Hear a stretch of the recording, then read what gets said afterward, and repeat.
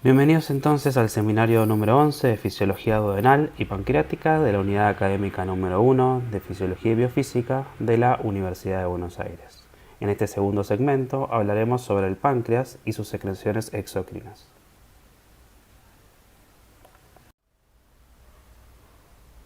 Pero antes de continuar con los tópicos específicos de esta parte de la clase, me gustaría retomar una pregunta que nos hicimos al final del seminario anterior. ¿Por qué debo neutralizar el quimoácido? La respuesta es porque el intestino no cuenta con los mecanismos de defensa que posee el estómago para proteger su mucosa frente a un pH tan ácido. Por otro lado, las enzimas que intervienen en el proceso de digestión química en el duodeno solo son funcionantes a un pH más alcalino. Si ellas no son funcionales, no podría lograrse la digestión y posterior absorción de los alimentos.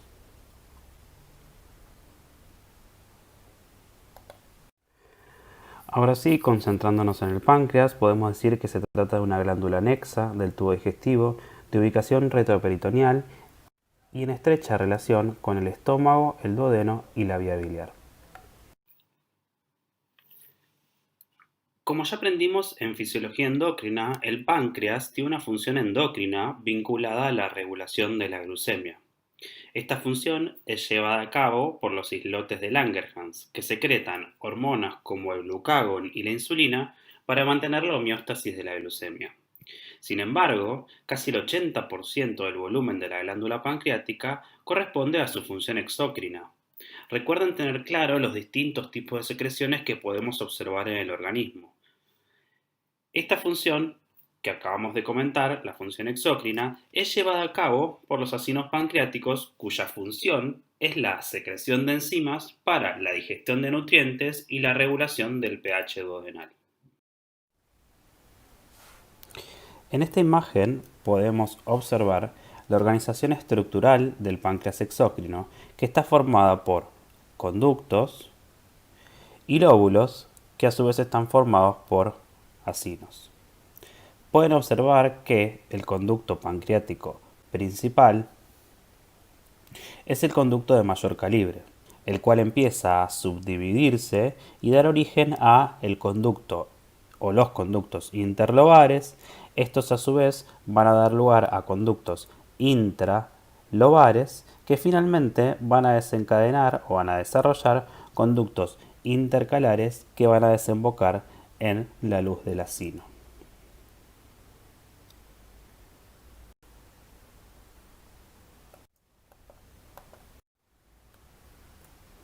Observemos lo que vimos en el gráfico anterior, pero con mayor aumento. Veamos entonces que un lóbulo está formado por distintos acinos y sus conductos. Estos acinos están formados por las células acinares. Estas células tienen como función principal la secreción enzimática. Esta es la razón por la cual presentan gránulos que contienen enzimas en su parte apical. Estos gránulos están disponibles para ser secretados hacia la luz del acino y posteriormente serán transportados a través de los conductos que se encuentran tapizados por un tipo de célula diferente, que es la célula epitelial ductal, esta que observamos aquí abajo. Estas células, morfológicamente diferentes, tienen una función vinculada no a la secreción enzimática, sino más bien a la modificación de la composición hidroelectrolítica de la secreción primaria secretada por las células acinares.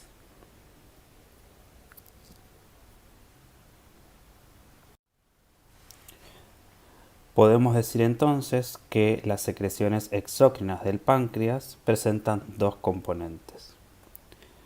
Uno proveniente de las células acinares, ¿sí?, un componente de tipo enzimático, y otro proveniente de la célula epitelial ductal, el componente que es acuoso y que tiene un alto contenido en bicarbonato.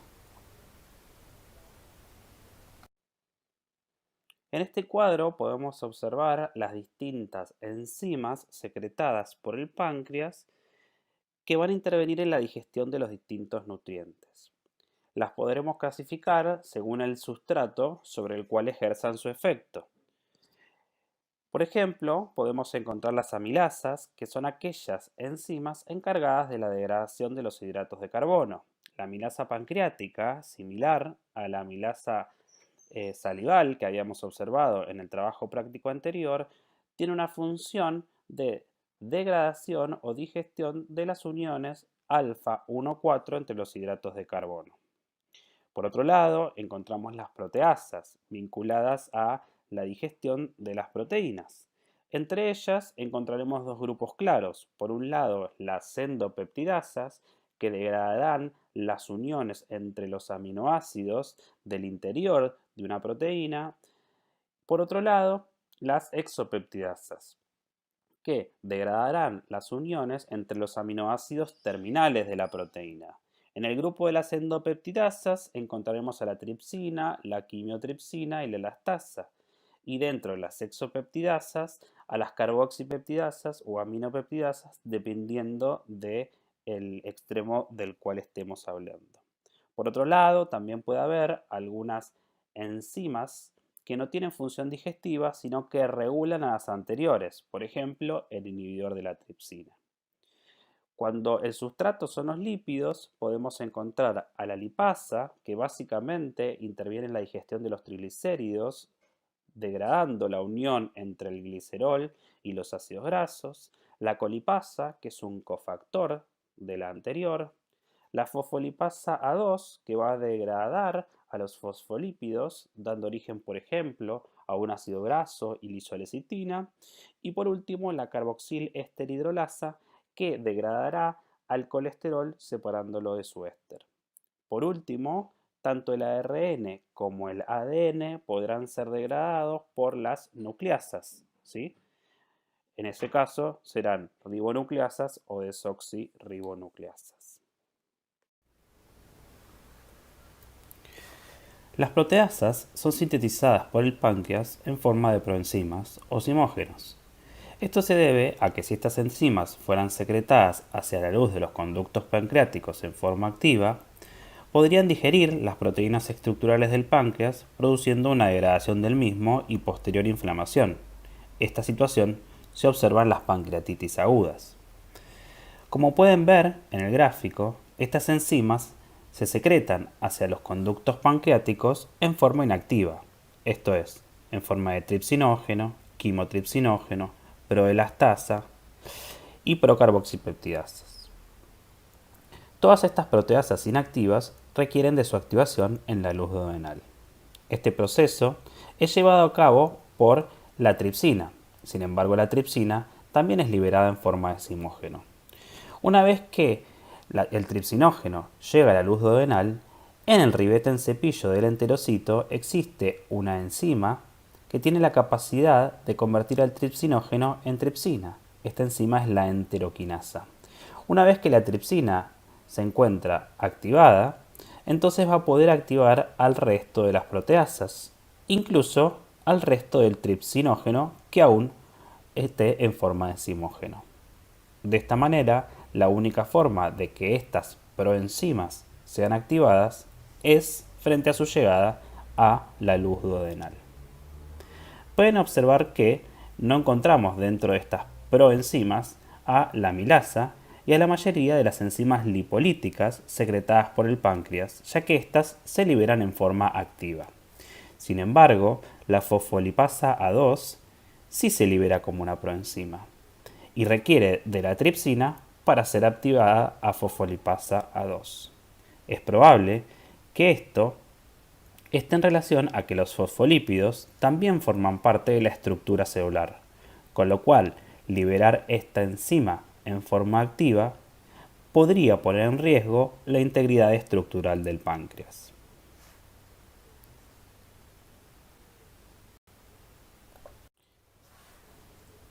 En este cuadro podemos observar lo comentado en el slide anterior, especificando la forma de activación de cada una de las enzimas proteolíticas y observando que las únicas que dan origen a aminoácidos individuales son las exopeptidasas, ya que estas son las que actúan sobre los extremos de las proteínas. En este segundo cuadro podemos ver todos los mecanismos a través de los cuales el organismo protege de su digestión por parte de las enzimas proteolíticas al páncreas.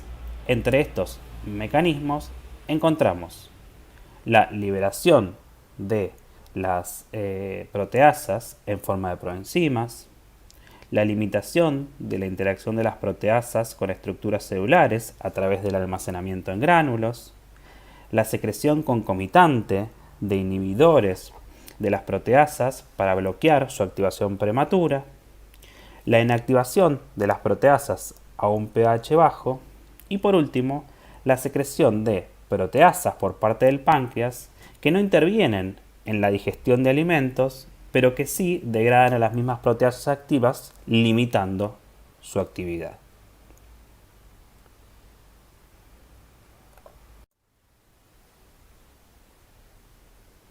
¿Y cuál es el mecanismo por el cual se secretan estas enzimas? No nos detendremos demasiado en este punto, pero vale la pena aclarar que el mecanismo es bastante sencillo y consiste de un proceso de exocitosis, es decir, que una vez que estas enzimas son sintetizadas en el retículo endoplasmático rugoso y posteriormente modificadas en el sistema de Golgi, serán almacenadas en vesículas que, frente a un determinado estímulo, la célula podrá inducir la fusión de la membrana de estos gránulos con la membrana apical de la luz acinar, permitiendo la salida del contenido de los gránulos hacia la luz del acino.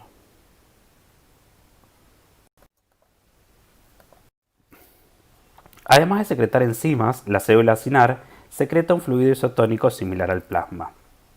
Este fluido es rico en sodio y cloruro.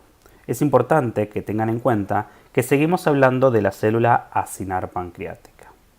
En este proceso, el evento principal es la salida del cloruro hacia la luz acinar a través de la membrana apical. Sin embargo, ubiquémonos en esta célula acinar. Veamos que nos encontramos aquí, frente a la membrana o polo apical, y por aquí en la membrana vasolateral. Y observemos que a nivel de la membrana vasolateral encontramos a la bomba sodio-potasio ATPasa, que mantiene concentraciones altas de sodio en el espacio intersticial y concentraciones altas de potasio en el espacio intracelular. El cloruro puede entrar a la célula a través de un cotransportador con sodio y con potasio gracias al gradiente a favor de la entrada de sodio adentro de la célula. El potasio que se acumula dentro de la célula podrá salir por canales específicos a favor también de un gradiente de concentración. Todo el cloruro que se acumula dentro de la célula generará un gradiente a favor de su salida a través de la membrana apical. Este transporte del cloruro hacia la luz acinar estará a cargo de transportadores específicos de cloruro.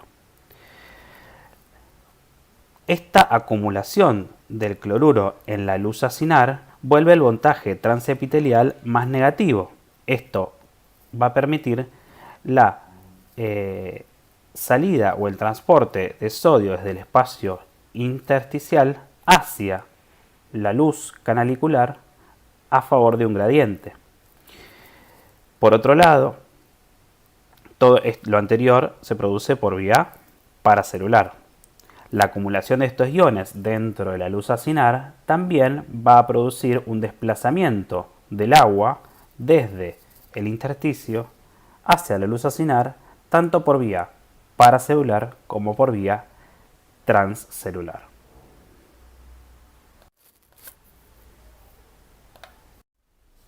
Ahora sí nos vamos a concentrar en la secreción acuosa por parte de la célula ductal y el mecanismo a través del cual se produce esta secreción.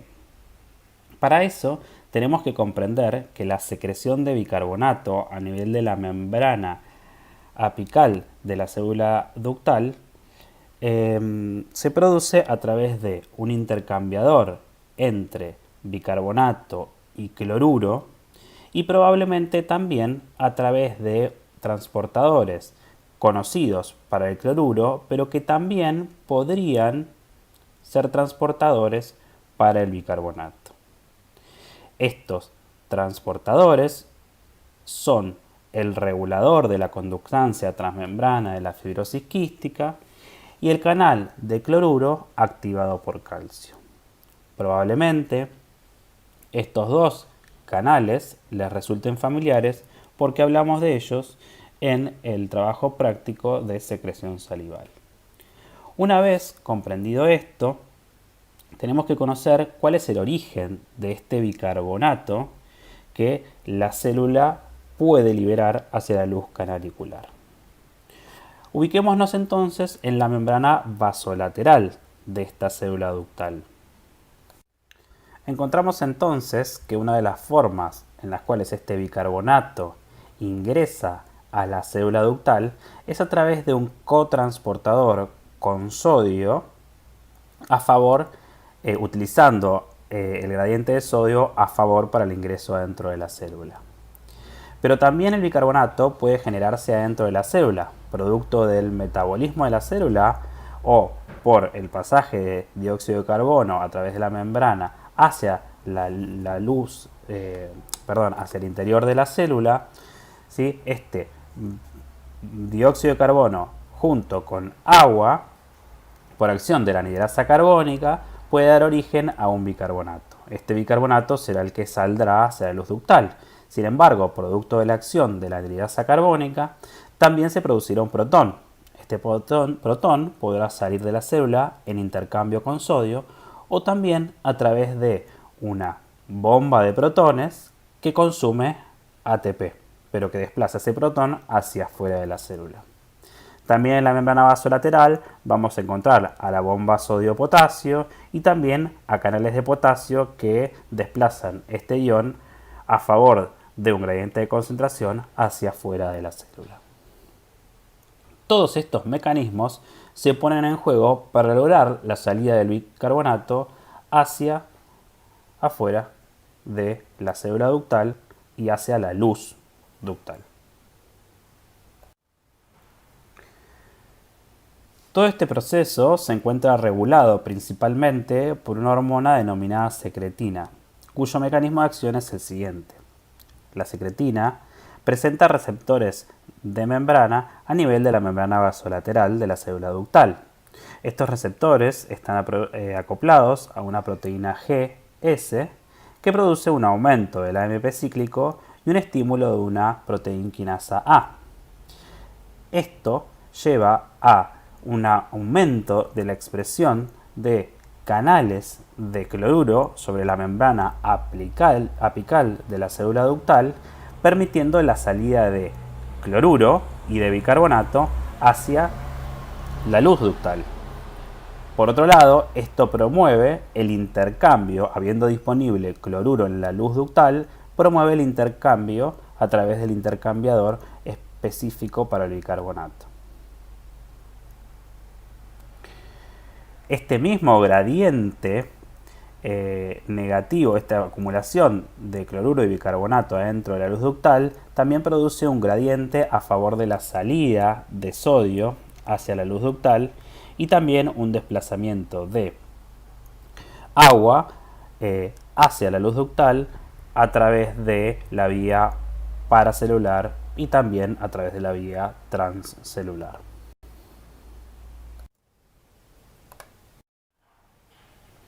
En este gráfico podemos observar cómo se modifica la composición del fluido ductal según la cantidad de secretina. En el eje de las X podemos observar graficada la velocidad de secreción pancreática inducida por secretina medida en mililitros por minuto. Y en el eje de las Y vemos graficada la concentración de los distintos electrolitos medida en milequivalentes por litro. Por lo tanto, estamos graficando la concentración de los distintos electrolitos en función de la velocidad de secreción.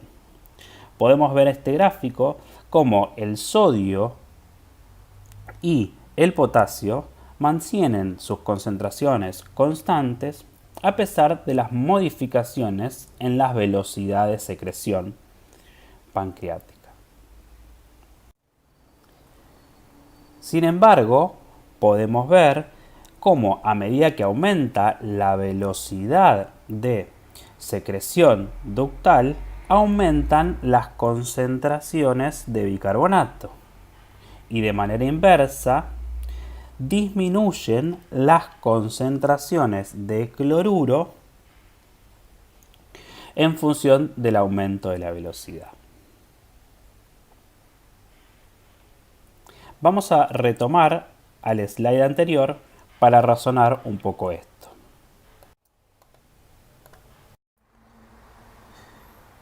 Reveamos entonces que la secretina era el principal estímulo para la expresión sobre la membrana apical de la célula ductal de transportadores de cloruro.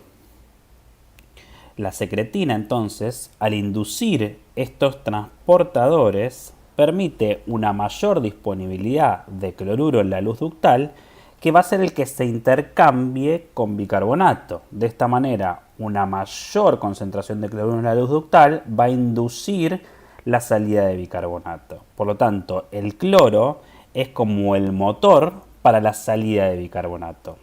A su vez, sabemos que estos canales de cloruro también tenían la capacidad de transportar el bicarbonato.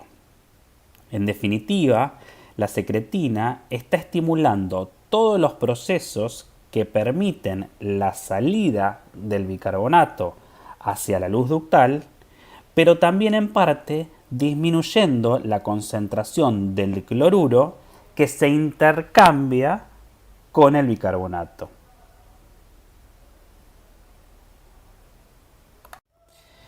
Retomemos entonces, para finalizar, el gráfico anterior. Y vemos cómo a mayor velocidad de secreción pancreática inducida por secretina, vamos a tener entonces un mayor contenido de bicarbonato que en parte se intercambia con el cloruro, razón por la cual tenemos menor concentración de cloruro. Esta es la razón por la cual estas curvas muestran un aspecto en espejo o inverso, ¿sí? Porque cuando aumenta las concentraciones de bicarbonato, disminuyen las concentraciones de cloruro y esto se produce a mayores velocidades de secreción